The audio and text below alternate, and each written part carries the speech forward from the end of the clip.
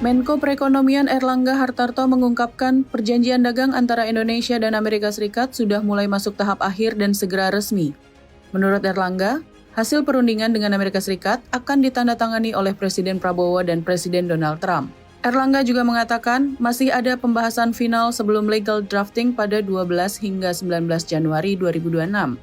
Seperti diketahui, Amerika Serikat menerapkan tarif dagang resiprokal kepada puluhan negara di dunia, termasuk Indonesia.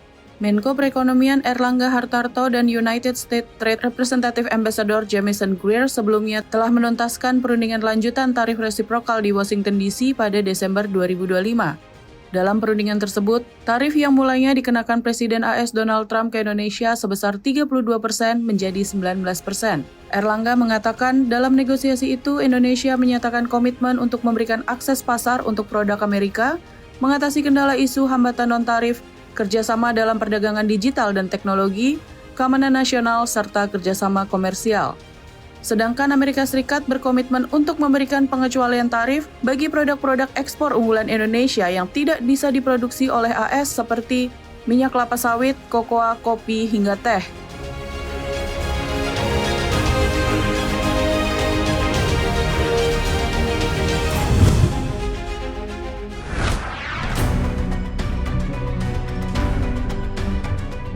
Menteri Keuangan Purbaya Yudi Sadewa memastikan pengenaan bea keluar batubara akan berlanjut surut atau dipungut sejak 1 Januari 2026, meski aturan resminya baru diterbitkan setelah tanggal tersebut. Hingga kini, Purbaya memang belum merilis peraturan Menteri Keuangan yang mengatur mekanisme pemungutan bea keluar batubara. Namun demikian, ia menegaskan kebijakan tersebut tetap efektif berlaku mulai awal tahun 2026. Purbaya pun menjanjikan aturan turunan berupa PMK akan segera diterbitkan dalam waktu dekat, meski belum mengungkapkan tanggal pasti penerbitannya. Sebelumnya pada 31 Desember 2025, Purbaya telah menyampaikan bahwa tarif bea keluar batubara akan bersifat multitarif dan menyesuaikan dengan harga batubara yang berlaku di pasar. Adapun besaran tarif bea keluar itu diperkirakan berada di kisaran 5%, 8%, hingga 11%.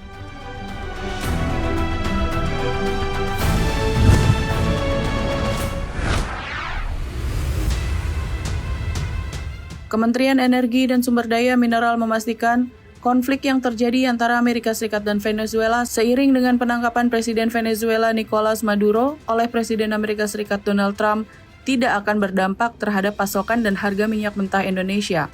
Direktur Jenderal Minyak dan Gas Bumi Kementerian ESDM Laude Sulaiman mengatakan, hingga kini pemerintah belum melihat adanya potensi gangguan langsung terhadap kebutuhan BBM dalam negeri imbas konflik tersebut. Laude juga menambahkan, pasokan minyak mentah untuk kebutuhan domestik bukan bersumber dari Venezuela. Kondisi pasokan BBM nasional saat ini juga disebutkan masih dalam tahap aman. Meski begitu, pemerintah terus memantau perkembangan dan melakukan analisis atas setiap risiko yang muncul. Seperti diketahui, Indonesia melalui PT Pertamina Persero tercatat memiliki lapangan minyak di Venezuela. Aset tersebut berada di bawah pengelolaan Maurel & Prom yang 71,09% sahamnya dimiliki PT Pertamina International Eksplorasi dan Produksi. Sebelumnya, Manajer Relation Pertamina International IP Daneswari Retno Wardani memastikan hingga saat ini tidak terdapat dampak terhadap aset maupun operasional perusahaan di Venezuela.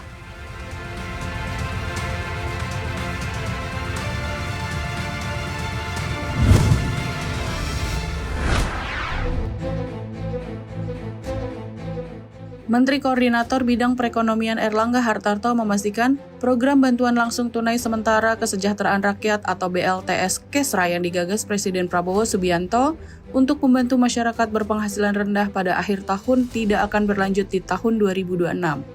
Menko Erlangga menjelaskan, program yang menargetkan 35 juta keluarga penerima manfaat tersebut sejak awal memang dirancang sebagai dorongan konsumsi khusus untuk periode kuartal 4 tahun 2025. Erlangga juga menambahkan pemerintah telah memastikan pencairan BLT Kesra sudah rampung saat tahun berakhir. Bantuan senilai Rp900.000 untuk periode Oktober, November, dan Desember 2025 ditargetkan tersalurkan sepenuhnya hingga penutupan tahun anggaran. Sementara itu, Menteri Sosial Saifullah Yusuf atau Gus Ipul sebelumnya mengungkapkan BLTS Kesra 2025 telah disalurkan kepada 28 juta lebih KPM yang dinyatakan layak menerima. Penyaluran dilakukan melalui Himbara maupun PT Pos Indonesia dengan target 35 juta KPM.